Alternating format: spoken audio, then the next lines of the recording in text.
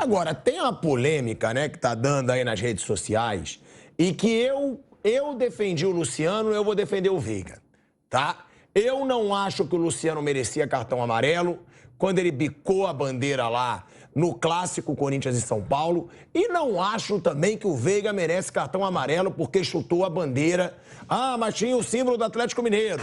A do Luciano também. O que eu falo é a falta de critério patética da arbitragem do Brasil. Da América do Sul, vai. Uma foi na Copa do Brasil, a outra foi na Libertadores. Pode ter uma diferença de critério. Argentino. Sim. Desculpa, o juiz argentino. Sim, pode ter uma diferença de critério por isso. E aí estão chiando. Ah, o Luciano levou cartão, o Veiga não. Eu não sou a favor de cartão por comemoração. Já não era por tirar a camisa, mas tem que aceitar porque tira o patrocinador e aí é regra. Agora, o cara tá comemorando, o cara tá na casa do adversário. Picar a bandeira, ele não destruiu a bandeira, ele não arrancou a bandeira, ele não jogou no chão. É um desabafo ali do cara que tá comemorando. Ele chutaria também se fosse um lenço, se fosse uma bandeira sem ser com o símbolo do Atlético Mineiro. Eu acho exagero. Pergunto pra vocês. Merecia receber o amarelo? Pra mim, não. Não. Mas tá dando um debate nas redes sociais que o Luciano recebeu. Acho que o Luciano, ele chuta a bandeira lá, até ali. Chuta a bandeira na Depois ele vai bater boca com torcida. Não, bater boca não. Ele comemora olhando pra torcida. Só tem torcida do rival, ele vai comemorar olhando pra onde? Chegação daqui, chegação de lá. E aí isso deve, pra mim, deve ter gerado esse cartão que naquele momento me pareceu correto. Aí sai no relatório do árbitro que ele deu o cartão pelo chute na bandeira. É isso. Tá errado. Então, aí que tá agora, o critério. se ele provocou, eu não sei o que aconteceu lá. Se ele provocou Não, alguém, eu vi alguém, tudo. Ele chuta a bandeira e comemora olhando pra torcida do começa o Corinthians. bate-boca, ele vai lá. Então, isso aí, eu acho que aí não pode. Aí você começa a criar uma situação de risco. Mas quando o árbitro coloca que foi pelo chute na bandeira, aí seria o mesmo critério daqui. Pode ser cara de fora, pode ser cara de outro lugar. Mas a regra é uma só, né? Você não pode exagerar na comemoração. Não, e tem outra, né? O Veiga comemora assim no Allianz. Né? O Veiga já comemorou chutando a bandeira no Allianz. Teoricamente, chuta a bandeira do Palmeiras. Mas é por isso que eu falo. É isso. O que eu falo, ele não chuta porque é a bandeira do rival. Ele chuta porque tá ali comemorando. Coisa que começou com o Aloysio Bandido. Ele criou isso. E aqui mas eu acho que eu já vi isso até na Europa. Eu já vi isso no mundo todo. Eu sei. Mas um copia o outro, né? Aqui no Brasil, um copia o outro. Foi isso. Não, mas então, acho assim. A regra diz, não pode haver exagero na comemoração. Mas merece o questionamento, na opinião de vocês, já que teve amarelo em um, não tem no outro, é falta de suspender o árbitro que dá cartão por comemoração. Obrigado. Olha como a gente pode... Suspender às vezes a gente pode concordar. Esses caras atacam o futebol. Eu concordo a cultura totalmente. do futebol. Nesse jogo do cartão do Luciano, qual a qualificação que o seu Wilton Pereira Sampaio tem para avaliar se a comemoração deve ou não ganhar cartão? Ele é o quê? Especialista em comemoração? Essa aqui, nota 5, nota 8. Ah, não, vou dar um cartão. Apita o jogo. Apitar o jogo já é uma porcaria, eles são ruins. Imagina para ficar avaliando uma coisa para a qual eles não foram nem treinados, digamos assim. Eu acho uma besteira colossal isso aí. O cara é argentino, o árbitro, nem ligou. O Veiga chutou a bandeirinha, se virasse cambalhota, deu a mínima. Foi pro meio do campo fazer o trabalho dele para se preocupar com o que realmente interessa, que é apitar bem a partida dele. E ele botou na súmula, Mauro. O Wilton botou na súmula. Botou na súmula e a regra amarelo por chutar a bandeira de canto. Isso é ridículo. E a súmula diz que é... Aí, ó, tá aí a súmula. Ela deixa claro que é subjetivo. O árbitro resolve se vai dar. Agora, quando o Rafael Veiga chutou a bandeirinha lá em Brasília, na Supercopa, ele não deu cartão. Olha lá, ele alega que de forma provocativa. Ele chutou a bandeira. Mesmo árbitro, hein? Mesmo árbitro. Ele chutou a bandeira, o Veiga, ele virou para a torcida do Flamengo, xingaram ele fez gesto também. Tem que fazer também. Eu acho ótimo. Ele tem mais, o cara tá xingando ele, porque ele pode fazer para a torcida. O jogador é xingado, ele também pode... Cara, jogadores de futebol sempre desafiaram a torcida adversária, provocaram. Ah, mas vão fazer alguma coisa. A torcida do Corinthians vai fazer o quê? Vai invadir o campo? O grito homofóbico eles não fizeram mais contra o São Paulo. Por quê? Porque o clube foi prejudicado. Então o bonitão lá sabe que se ele invadir o campo vai ficar complicado. O que não se discutiu foi o seguinte, uma coisa absurda que aconteceu, foi o Gandula do Corinthians peitar o jogador do Luciano. O Gandula tá pra pegar a bola, cara. Ele não tem que participar de nada. E foi assim, o Luciano veio, foi abraçado pelo Jandrei, que é o goleiro reserva, no centro do campo, ele tá voltando, aí veio um Gandula, um marmanjão, peitando lá o Luciano. Que negócio é esse, gente? Isso passou meio que batido, botou na súmula lá, o Wilton expulsou o Gandula, ele poderia ter expulsado o Gandula. O Gandula interage com o jogador. Isso é uma várzea, isso é uma brincadeira. Tem que ser leão de chácara. Pois é. Eu sempre defendi. Tem as meninas que fazem educação física e tal. Botam os garotinhos pra... Pois é. O filho do Zico, ele foi Gandula. Eu lembro quando eu era repórter de campo. No Maracanã, era engraçado. Ele era um garoto passado. criança. Agora bota os leões de chácara, pô. Pra que isso aí? E o cara... Não tem necessidade nenhuma disso. E o cara não sabe o lugar dele, pô. Exatamente. Que é isso, cara? O cara é Gandula e acha que ele pode. Ah, mas o cara é corintiano. É o torcedor dentro do campo. É um invasor, praticamente, ali, porque ele está saindo da sua função para peitar um jogador. E se o Luciano dá um supapo do Gandula, perde a cabeça, olha a confusão, aí foi a culpa do Luciano. Eu entendo o seguinte, eu acho que o torcedor tem que saber se comportar. Eu sou totalmente favorável. Faça pressão no adversário, pode vaiar, falar o que quiser ali e tal, faz pressão. Normal, mano de campo, qualquer lugar do mundo é assim. Claro, é para botar pressão realmente. Você vai fazer o quê? Que legal, parabéns. Não, vai vaiar os caras, vai tentar deixar o jogador nervoso. Agora o jogador faz o gol, ele tem o direito de desabafar também. Aí vamos agora medir qual o grau de que ele foi. Aqui ali tem um canto e ele foi até ali. Aí começaram várias assim, análises e elucubrações. Volta para o meio campo, acabou. No máximo, o Wilton poderia falar, pô, na próxima, se fizer, não vai lá não para evitar confusão. De uma forma... Ontem o árbitro que deu o cartão para o Marcelo foi de uma sensibilidade que claramente ele explicou. Falou, cara, eu acho até que você não teve a maldade, mas não tem como não expulsar você depois disso que a gente está vendo aqui. Olha a perna do cara como é que tá. E deu o cartão. Eu acho que ele teve sensibilidade. Não havia como o cara continuar em campo depois do que aconteceu.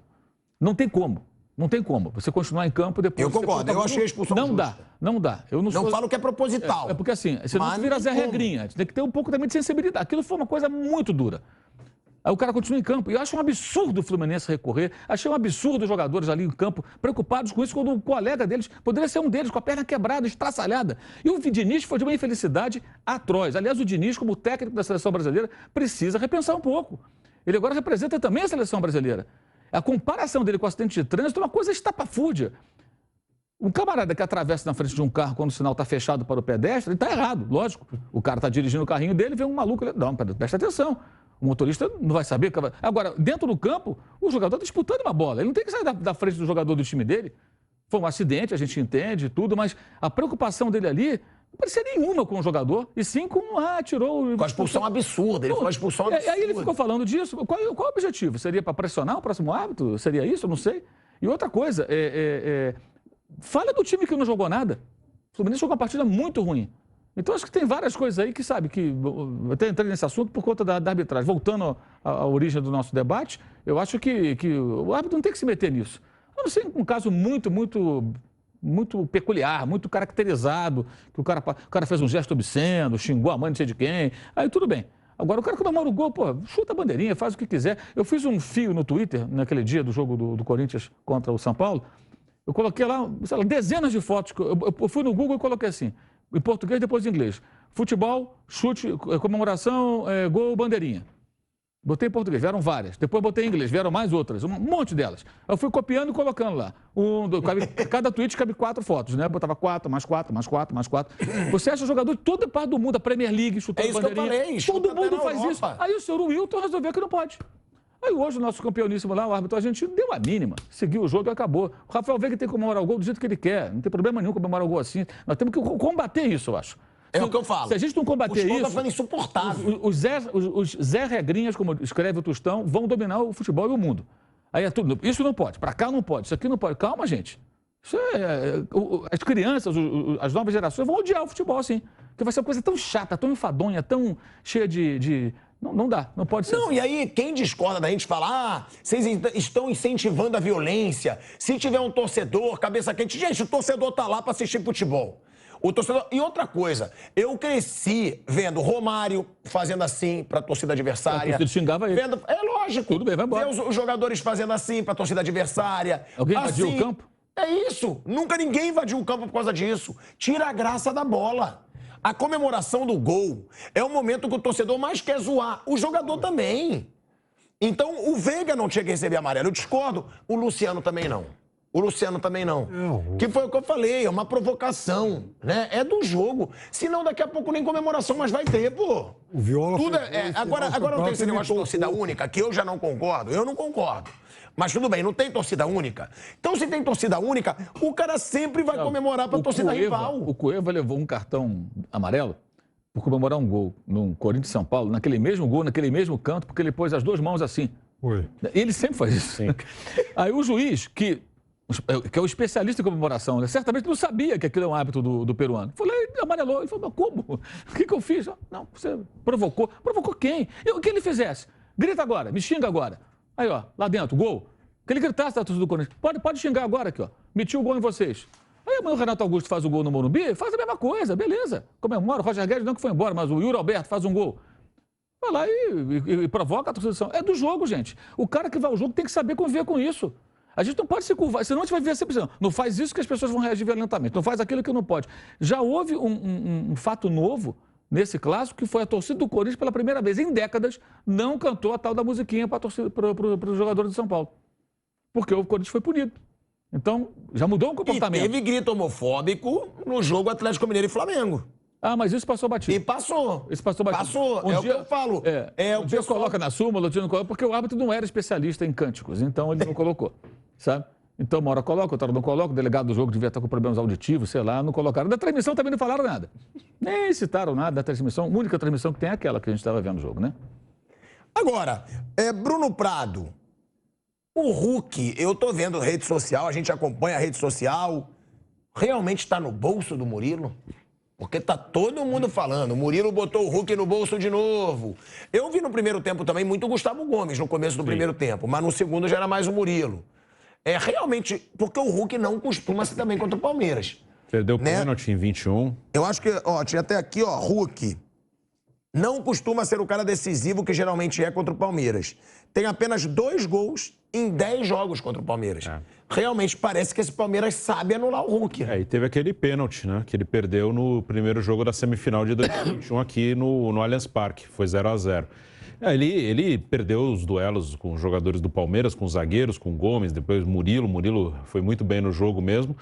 O Hulk não tem jogado bem, não é um grande ano do Hulk, mas também acho que a coisa ficou mais difícil para ele. O Atlético realmente não é um time que facilita a vida de um atacante, né? E o Hulk, por melhor que ele seja, é um cara que também, todo atacante, o cara pode ser um ótimo atacante, mas ele precisa também que o time o ajude, que a bola chegue nele com alguma qualidade, em alguma condição dele buscar alguma coisa, né? Que senão fica dependendo só dele brigar com o zagueiro e ganhar. Ele podia ganhar ali numa disputa física, é um cara muito forte, é um bom jogador, podia ganhar um lance, dar um drible que ninguém espera, ou ganhar no corpo ali, mas era praticamente uma briga dele ali sozinho com os outros defensores do Palmeiras.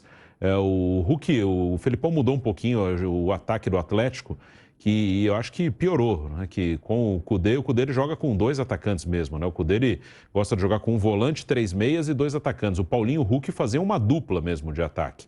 E o Paulinho, inclusive, acho que não é mais, mas ele foi artilheiro da Libertadores por um tempo aí. Ainda é. Ainda é, né? 7 Ainda gols. É o artilheiro. 7 gols.